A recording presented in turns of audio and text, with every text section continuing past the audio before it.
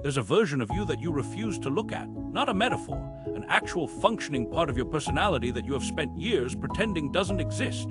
Carl Jung had a name for it. He called it the shadow, and he didn't mean something evil, hidden in some dark corner of your soul. He meant something much simpler and much harder to accept, everything about yourself that you decided at some point was unacceptable. The anger you're not allowed to feel, the jealousy you're ashamed of, the selfishness you deny having, even to yourself. Here's what Jung understood almost a century before modern psychology caught up with him. You don't get rid of that part of yourself by ignoring it. You just lose the ability to see it. And what you can't see in yourself, you start seeing everywhere else. In your partner, in your coworker, in the stranger who cut you off in traffic. By the end of this video, you'll understand exactly why that happens, and more importantly, what to actually do about it. This isn't a personality quiz. It's not about finding out whether you're an introvert or an extrovert, or which of 16 letters best describes you. It's a working model built over decades of clinical observation that explains something far more specific and far more useful. Why the same argument keeps happening in your relationships. Why certain people get under your skin in a way that feels almost personal even when you barely know them. And why some of your strongest reactions say almost nothing about the person in front of you and almost everything about a part of yourself you've never fully examined. Carl Jung spent nearly 60 years developing a model of the human mind that most people today only know in fragments. A meme here, a personality test there. But the actual work, the one that took him decades and cost him a painful break with his mentor Sigmund Freud, was an attempt to answer one question. Why do we do the things we swear we'll never do? And why do we hate in others exactly what we refuse to admit about ourselves? Jung trained as a psychiatrist in Zurich, worked for years with patients experiencing severe breaks from reality, and later underwent his own extended period of intense self-examination, when he documented privately for years before any of it became public. Out of that came the framework we're going to use today, the idea that the mind isn't one unified thing you fully control. It's made of parts, some of them conscious, deliberate, the version of yourself you present to the world. Others unconscious, disowned, pushed out of view but never actually gone. The shadow is the collection of everything in that second category. Not because those traits are inherently bad, Jung was clear about this, but because somewhere along the way, usually early, usually through family or culture, you learned that expressing them wasn't safe, so you didn't get rid of them. You just stopped looking. This isn't therapy speak dressed up as ancient wisdom. It's a working model that therapists, coaches, and increasingly ordinary people trying to understand their own reactions still use today because it explains something that almost nothing else does cleanly. Why the people who irritate you the most tend to be mirrors, not opposites. If you've ever met someone and felt an instant, disproportionate dislike with no real reason you could name, stay with me. There's a very good chance you just met your own shadow wearing someone else's face. Jung didn't arrive at this model quickly or comfortably. After his split from Freud in his mid-30s, he went through several years he later described as a period of intense inner turmoil, at times so disorienting that he questioned his own stability. Rather than dismiss what surfaced during that period, he treated it as data, evidence about how the mind actually organizes the parts of itself it doesn't want to acknowledge. What came out of those years wasn't a diagnosis. It was a map, when he spent the rest of his career refining, testing against patient after patient, until the pattern became too consistent to ignore. Here's the part most explanations of Jung skip, and it's the part that actually matters. The shadow doesn't just sit quietly inside you waiting, it gets projected. Projection in Jung's model is the process of taking a trait you can't tolerate in yourself and unconsciously assigning it to someone else, so you can criticize it safely from a distance without ever having to admit it's yours. It's not lying, it's not manipulation. It happens automatically below the level of conscious thought, which is exactly what makes it so hard to catch in the moment. Think about the last time someone's behavior genuinely got under your skin. Not mildly annoyed you, actually got under your skin. Jung's model suggests asking an uncomfortable question about that moment. Is it possible that what bothered you wasn't really about them? This doesn't mean every irritation is projection. Sometimes a person is simply inconsiderate, and that's just a fact, not a mirror. The distinction Jung pointed to is intensity. Ordinary annoyance fades quickly and stays proportionate to the situation. Shadow-driven reactions are different. They're disproportionate. They stick with you longer than they should, and they often come with a strange undercurrent of shame, as if some part of you already knows there's more going on underneath. That gap between how big the reaction feels and how small the actual event was is where the shadow lives. There's a reason this mechanism is so hard to catch from the inside. Projection doesn't announce itself. It doesn't feel like a distortion. It feels like clarity. In the moment, the irritation feels completely justified, entirely about the other person with no ambiguity at all. That certainty is actually one of the clearest warning signs.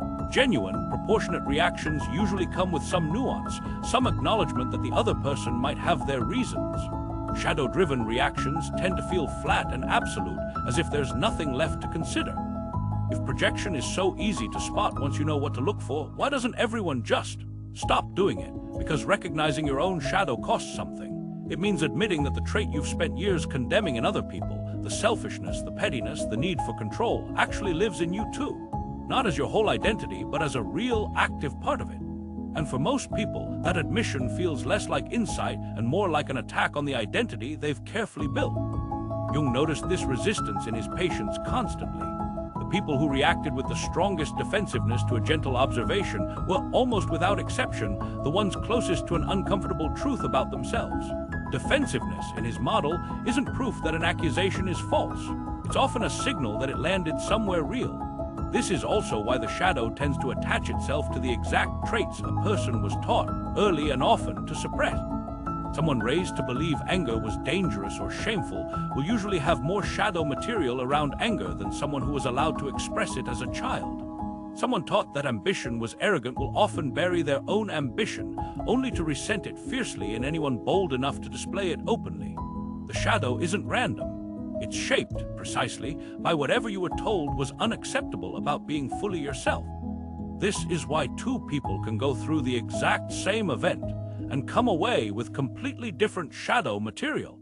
A child scolded harshly for crying may grow into an adult who buries sadness so deeply they struggle to even recognize it in themselves, while reacting with visible discomfort whenever someone else expresses it openly. A child praised only for achievement may bury the simple need for rest, and later feel a flash of irritation at anyone who seems, to them, to not be trying hard enough. The content of the shadow is personal. The mechanism that creates it is universal.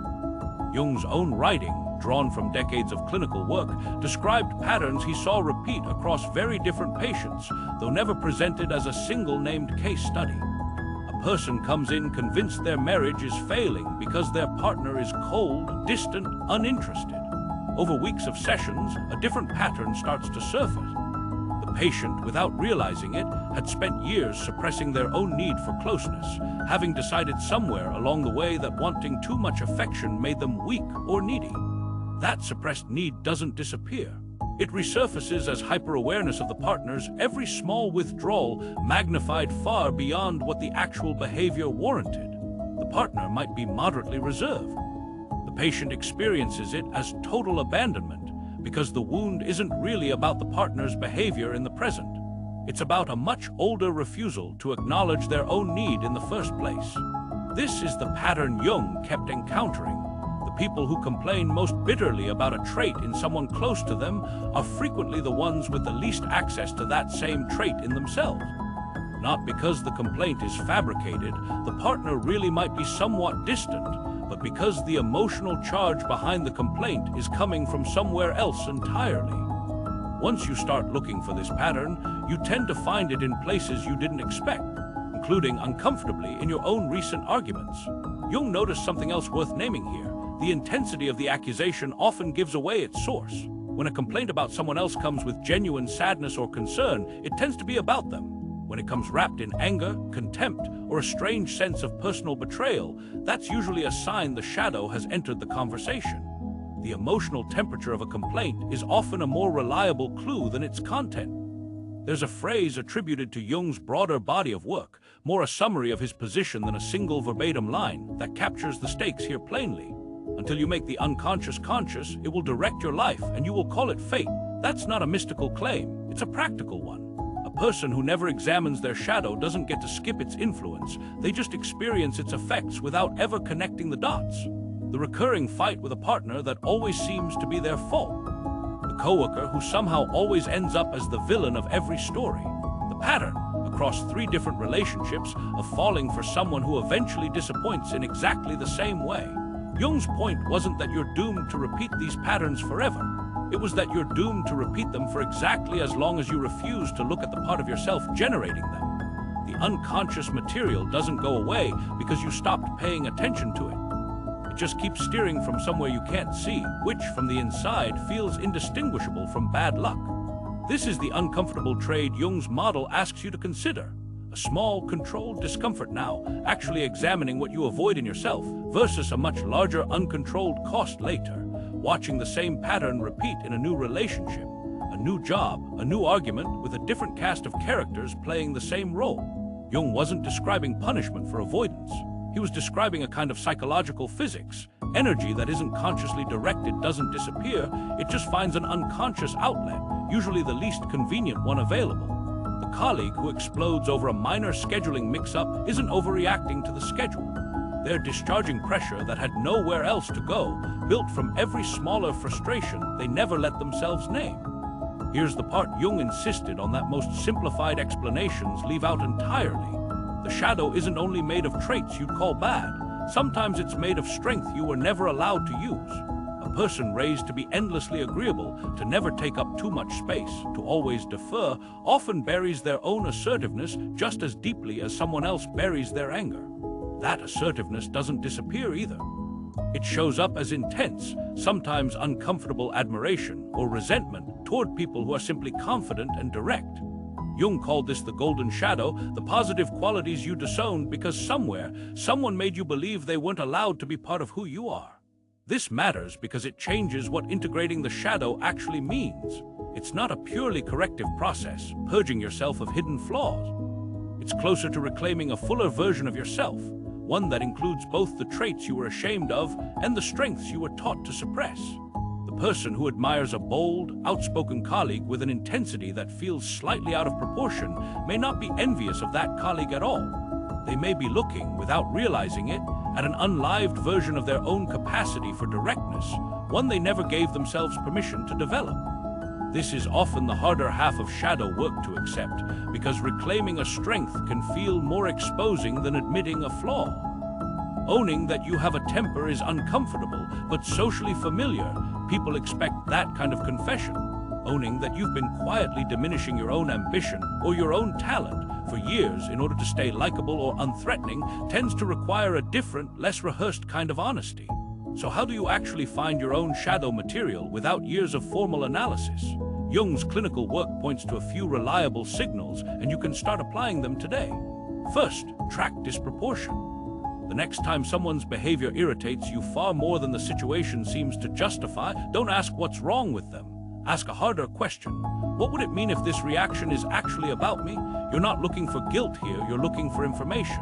Second, pay attention to your golden shadow, not just your dark one. Notice who you admire with an intensity that borders on discomfort. That intensity is often a signpost pointing at a strength you've disowned, not just a trait you happen to like in someone else. Third, look at your recurring conflicts, the argument that keeps happening with different people in different relationships but always seems to land on the same accusation. You're selfish, you're controlling, you never listen. If the same accusation follows you across multiple, unrelated relationships, the common denominator probably isn't a string of difficult people. It's a piece of shadow material you haven't looked at yet. Fourth, and this one takes the most honesty, notice what you're quick to deny, especially when the denial comes fast and defensive before you've even really considered the question. Jung's patients often defended hardest against the observations that turned out to be most accurate. None of this requires a therapist's office, though therapy can absolutely help with it. It requires a willingness to sit with an uncomfortable question for longer than feels natural. Instead of resolving the discomfort immediately by deciding the other person is simply wrong. Simple way to start. Keep a running list just for yourself of moments this week when a reaction felt bigger than the situation warranted. Don't analyze them in the moment, just write them down. At the end of the week, read the list back and look for a common thread. Most people are surprised to find the same one or two themes showing up again and again in situations that on the surface had nothing to do with each other. Finding a piece of shadow material isn't the hard part. Most people can, if they're honest, name at least one trait they recognize but rarely admit out loud. The harder part, the part Jung actually cared about, is what you do once you've found it. The goal isn't to eliminate the trait. You You can't delete anger or jealousy or the need for control from your personality, and trying to only pushes them further out of view, which makes the projection worse, not better.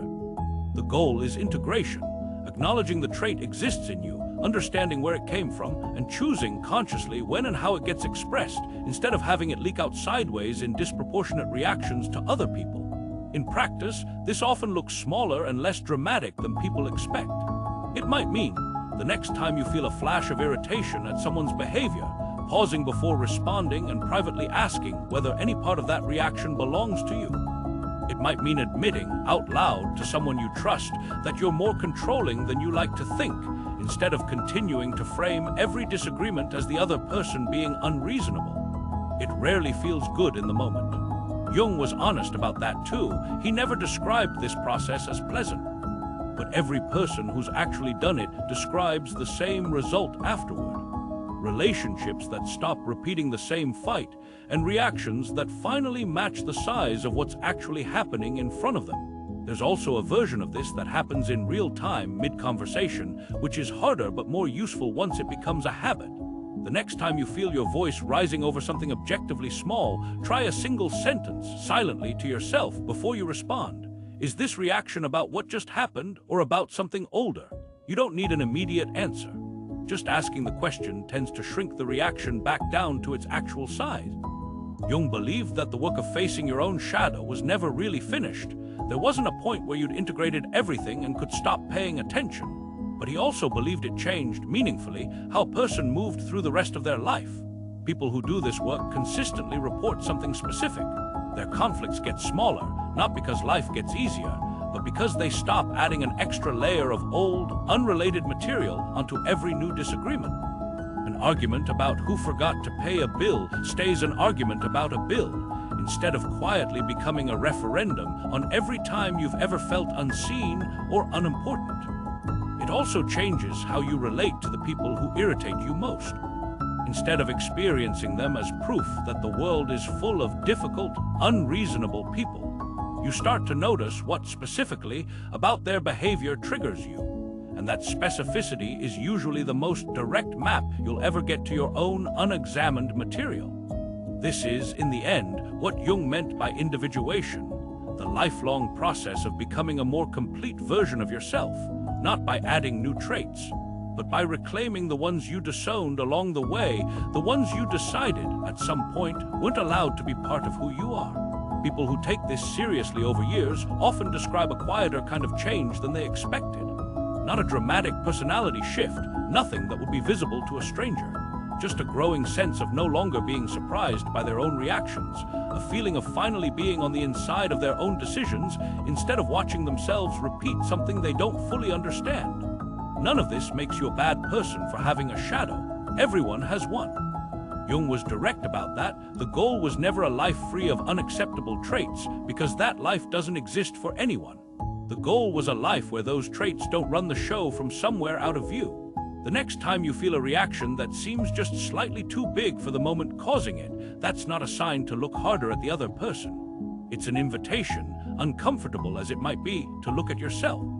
If this helped you see something about your own patterns a little more clearly, subscribe, because next week we're going to look at another concept from Jung's work that explains something almost everyone experiences but rarely has the language for.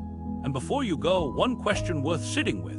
What's the pattern that keeps showing up in your life, in different relationships with different people, that you've never quite connected back to yourself? Leave it in the comments.